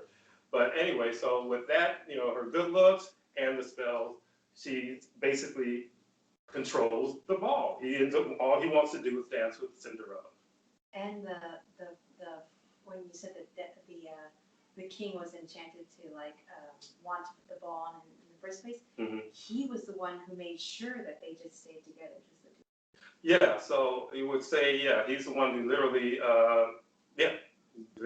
because of his enchantment, said, no, this is the one here. I don't know why, but something tells me that she's the one, whatever his influence is. So they're dancing around and, and they're getting to know each other and all that. And then there's other movies that have to do with the strike of 12 for some reason, and she has to run off, but by chance she runs out of one of her shoes, and leaves it behind. And at 12, everything turns back into what it was, the mice and the pumpkin and the dog and the horse and everything. But those shoes don't turn back into whatever they came from. So shoes are enchanted, spell. He's enchanted by the shoe and the woman who's attached to it, and he cherishes the shoe, and he's got to find her. So part of the plan of the fairy godmother, who is a witch also, taking revenge on the stepmother. She literally had it figured out that the shoes are not going to, disappear. This is part of my spell. So he starts looking high and low for the woman who basically is the so-called owner of the shoe. And Mrs.A was talking about, the silliness of Cinderella singing and humming this song, whatever it was, from the ball, and the stepmother like, I was wondering if she had made it to the ball. Well, I'll fix her wagon. I'm going to lock her up in this tower, and then take the key and whatever she did with the key, And then there's just all this, business with the mice trying to get the key, and Lucifer the cat, like getting in the way, and so on and so forth. And then finally, after a certain point, the birds decide that they have to go wake up the dog, who's sleeping, because he's an old dog apparently. But he has enough muster to jump over a fence and then come running up. And I forgot if he just scared the cat off. Scared the cat. And the cat falls out a window. And we were asking, did the cat ever die? Because we didn't really finish watching that part. But for me hearing it, the cat went, like that. So I think he died. So literally, he comes up, gets rid of the block, which is the cat, and they get the key. And so the guy's getting ready to. Yeah, he's getting ready to leave. The stepmother takes the shoe and she breaks it, right? Yeah, the shoe that he has, right? That he brought, yeah. and she breaks it. She's like, You'll never find her now. But Cinderella has that other shoe, And so she presents it, and then you know how the story ends. Because you were talking about how the stepmother was a witch, so she was aware that the shoes were enchanted, so she tried to break the spell. Right. But then Cinderella's like, I got you. Yeah, literally, yeah. She tried to break. Yeah, she recognized it was a spell. If you look at it from the witch point of view, she realized, that's a spell on that shoe. I'll break that spell, and then it's over. But she says, that spell has two parts. I have the other. Hey, buddy, and next thing you know, it's on again. So it's pretty much the fairy godmother's witches coven is like, yeah, we're better than you, coven. Yeah, so it's like a war of witches, literally. Yeah, war of witches. Yeah. So again, they do the thing where happily ever after, and when I was a kid, I said I don't buy that. It's like happily ever after. I don't think. So that's where they ended, literally. That I guess they get married or whatever. And they end the story there, and they stay away from the reality of what happens when people tend to get married 9 times out of 10. Yeah, they didn't show. Yeah. But maybe they showed it in later movies, but we haven't. Yeah, if they did, it would be pretty weak. Weak, yeah. Yeah. So, like Chief said, density has to weaken the mind in order to do what it wants to do. And so, with that song in the middle of the muddle, it goes on to say, I wish I were twins. And you're like, what's that about? And when we were muscle testing, and she was saying, twins, I wish we were twins is getting the person to accept that they want another consciousness to come into their body, allowing themselves to be possessed. Yeah, or there's a split in consciousness, so we talk about attachments, we talk about MCs, things that will talk in your head and tell you to do something that another part of you feels like, I don't think that that's the healthiest thing for me. But again, it is accepting things that will come in, step in, and literally it is a possession, but they also hijack the narrative on possessions, obviously, in this room, to say, this is their matrix, where if you're possessed, it has to be like that movie, it was in the 70s, where the girl, she gets possessed, her head spins around, and she spits up pea soup or whatever. And then there was the Omen or something, but that one was more like about the devil in itself, 666. But darn, I almost have the name of The Exorcist. The Exorcist? The Exorcist, yeah, The Exorcist. Because I remember when it came out, and man, there was a lot of talk about that movie amongst people. A whole lot of talk. A lot of jokes about head spinning. Yeah, but more about people who were afraid of the movie. Yeah, who were afraid of the movie. Yeah. It's interesting that you say that, because this song is pretty much like, would you say, a defeatist song? Is to break someone down.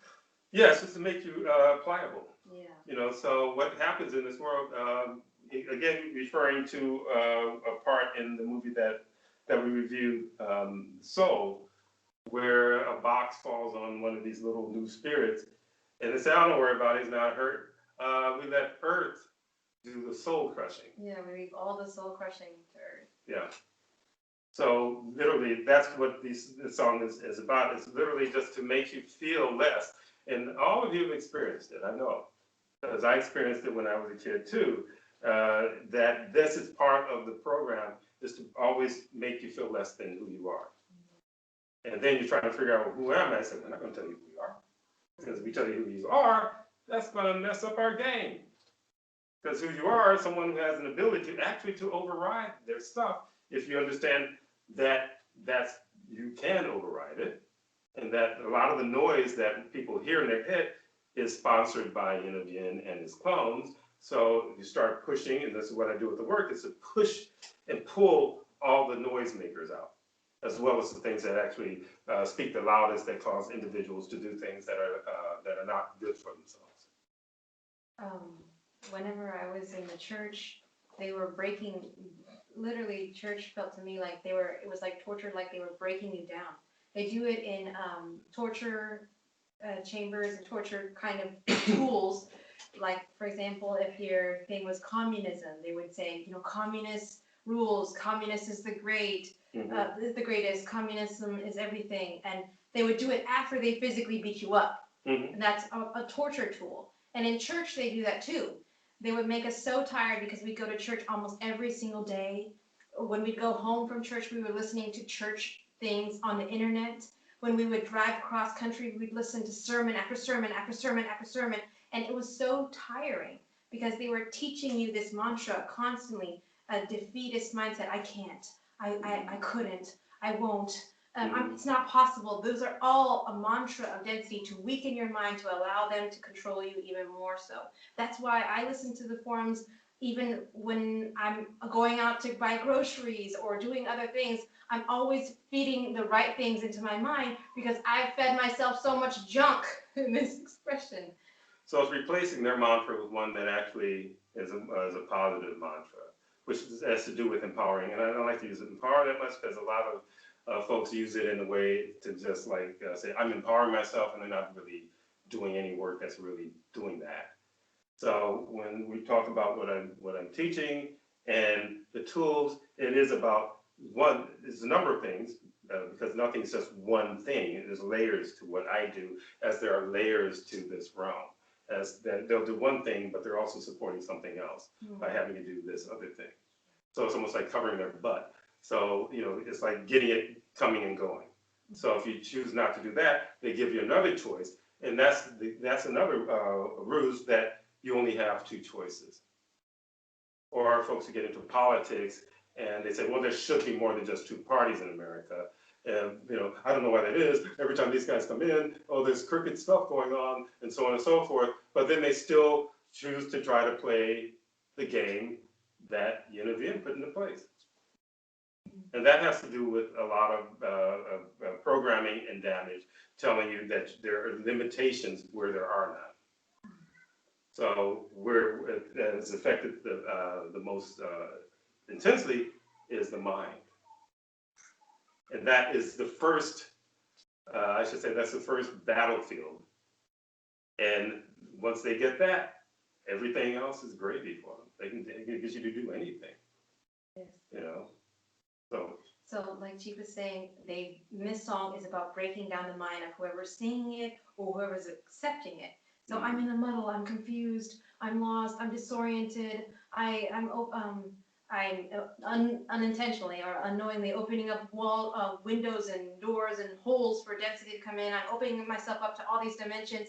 And then they say, Cinderella, and they yell it like that. And that's to activate whatever is in there now. yeah, there are activation words. There are times when I'm talking to individuals who have something in them and they're not really aware. And all I need to do is say one word at times, and you just feel the shift on that person. They'll have a certain flow in their speech, then all of a sudden there's silence, almost like they step back and something else comes to the fore. Because that one is activated if you're challenging their turf. So I'm telling the consciousness, or the higher consciousness of that person, something that will wake it up, but then something shows up and tries to push, and successfully at times pushes the higher consciousness to the side. And then all of a sudden their subject, their conversation changes. I had a guy where I'm working and helping him, having to do with alcoholism, basically, and the realization, the accepting it. But then this person starts, and I mentioned something about an experience in New York City. He said, "Oh, you're from New York?" I said, "Well, I moved here from New York."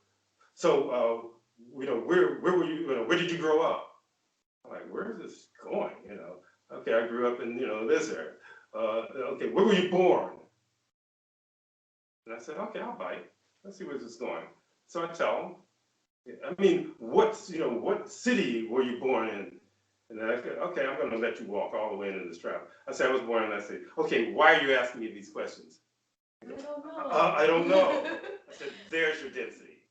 Yes, I've talked about it in a previous forum because I was confused as to why this situation even happened. But thanks to Chief and this particular movie, I talked about how I was sitting at a cafeteria with this guy, a new student at the university I was at, and he leans over and he says, "You know who you remind me of?" And he says, "Cinderella," like that. And I'm like, okay. And now I realize he was trying to see if he could activate some density in me that would, try to force a takeover or a possession. But he couldn't find what he was looking for, so it didn't affect me, and I just thought he was a weirdo.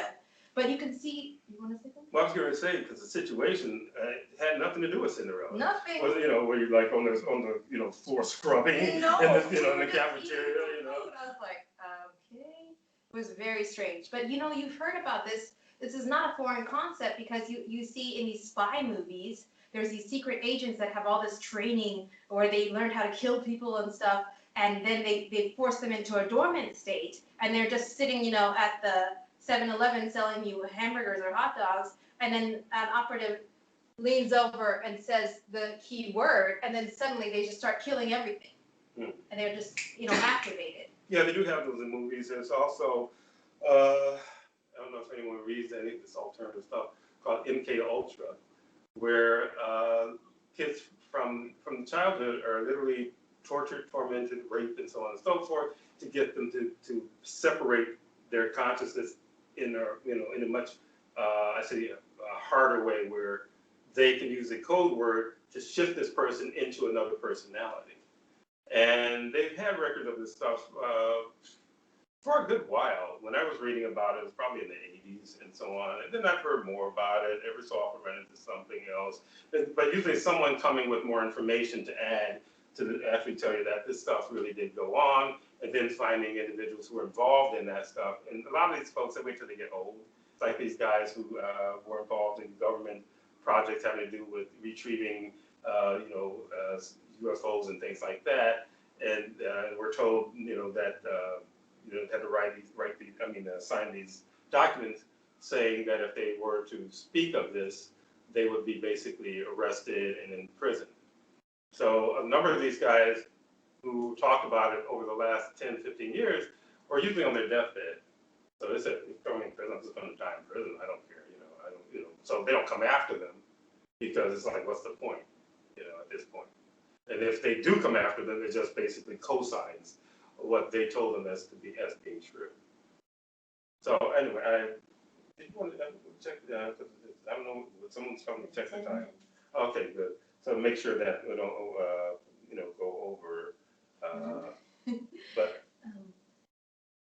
yeah, go ahead. Go ahead. We can ask for questions, or we can. Yeah, anyone have any questions, or even again, if you've had a little time to absorb what we're talking about, where you find some parallels having to do with Cinderella and certain aspects of your life, and Lucy's definitely put in a lot of information, so don't feel compelled or pressured, Lucy. But if you do have more, feel free, because you're dealing with a young daughter, and learning that you can't expose her to all these different things. But it sounds like she's coming along quite well anyway. Yeah. That she's able to decipher herself now, which is really pretty exciting, I think. Yes, but yes. Something, Lucy, go ahead.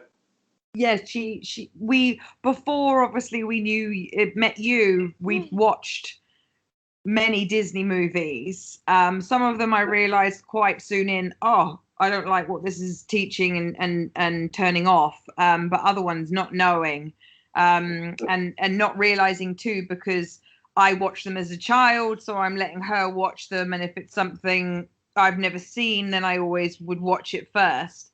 But so much more levels to Cinderella now. I saw loads of the I don't want Cinderella. I don't like Cinderella.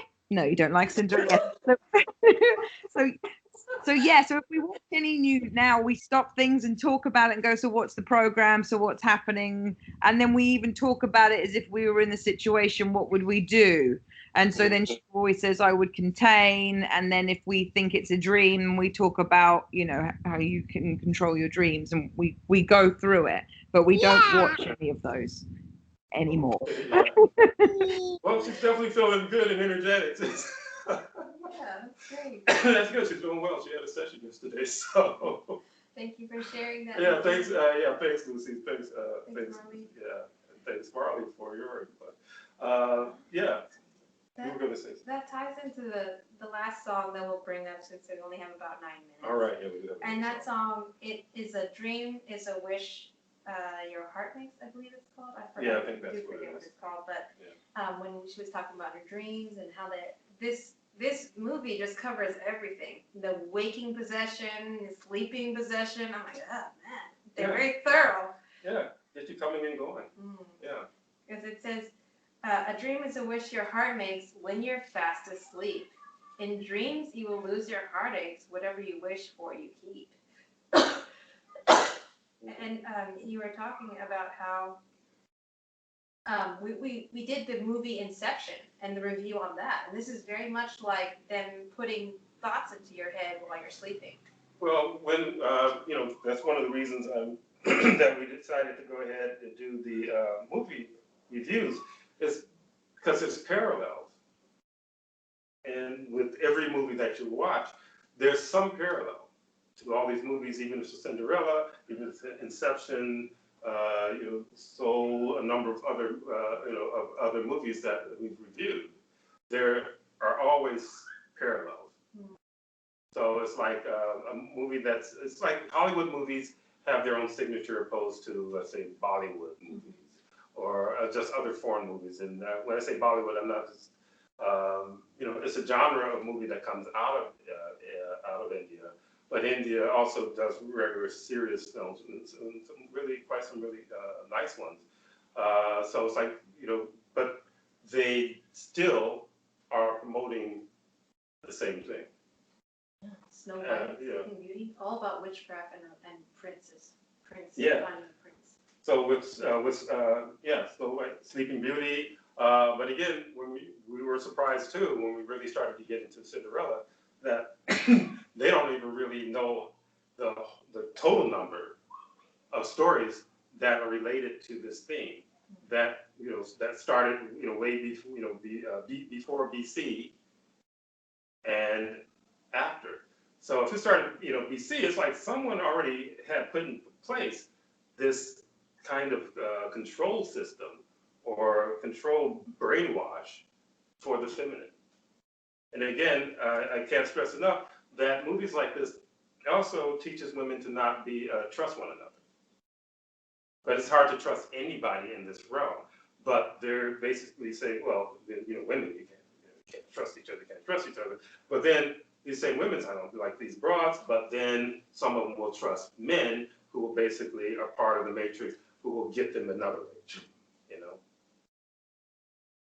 So the song continues and it gets it says, have faith in your dreams and someday your rainbow will come smiling through. No matter how your heart is grieving, if you keep on believing, the dream that you wish will come true. And in this movie, it's pretty much dreaming about trapping a guy. Yeah, dreaming about you know, trapping a guy. But again, it's telling you that it's like family members who talk about getting a reward after you die. So it's literally the same thing. Just keep praying and keep praying and keep praying, and you'll get what you want. But some will say, well, I wanted it here.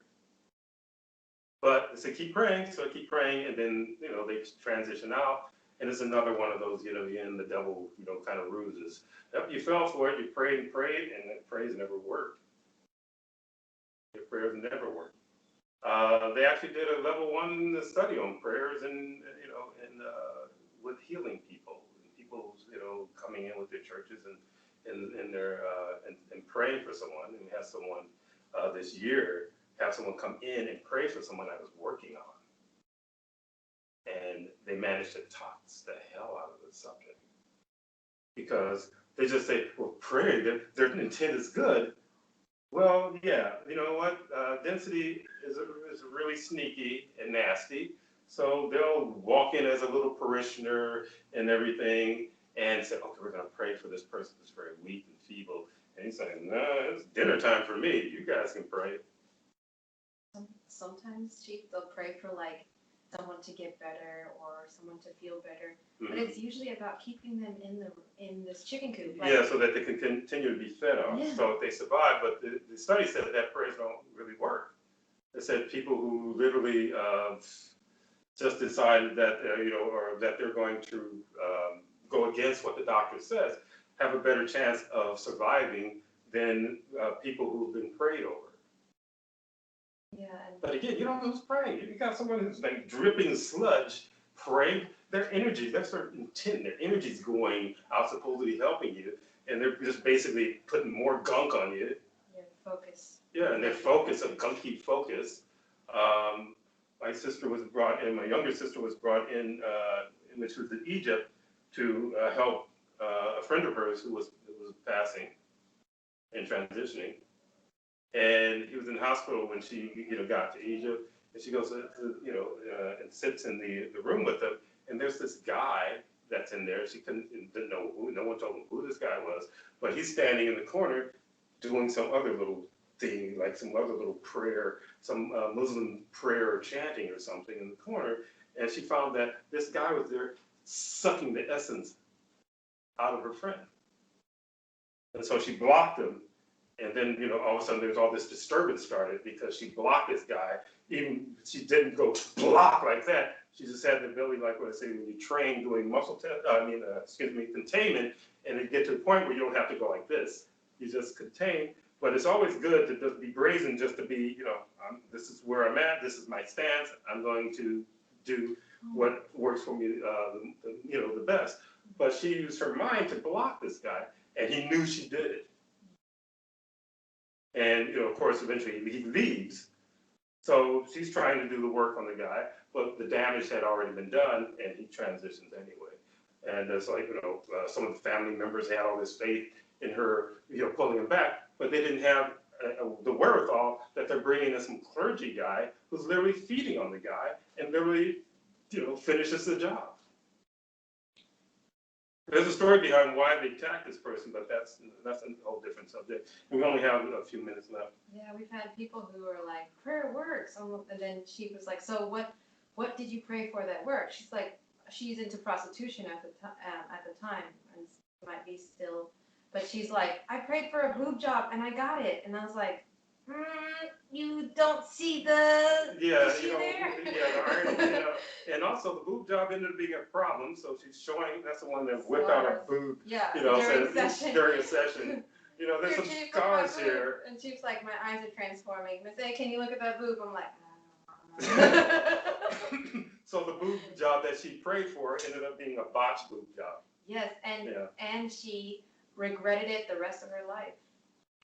So, but she's still a pretty young person, so she's got a lot of life to regret. But, yeah. I'm sorry. No, it's all right. So it's like, reaching, just grabbing at anything. But when I start to ask details, when people believe something that I pray for work, then I go into details. Did this happen?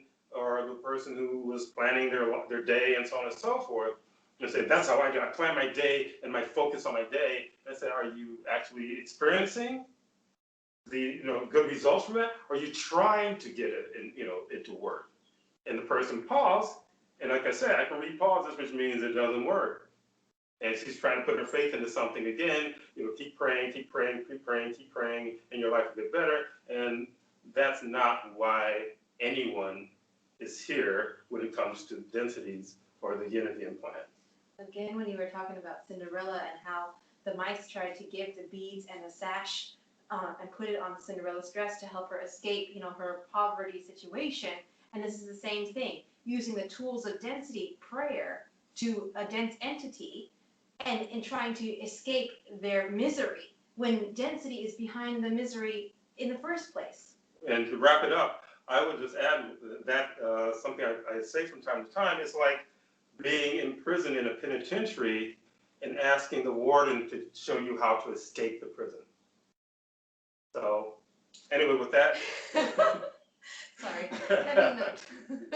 On that note, this is the end of The 15th Global Women's Forum, Women's NSTHA Global Women's Forum. Okay. And thank you all again for Thank joining Yes. and for your questions and interaction. And those who are just basically absorbing, don't feel bad about that. There's a lot to absorb. This one was really quite a doozy. Yeah. Okay, everyone. Have a good day. Thank you. Bye. Thank you. Bye.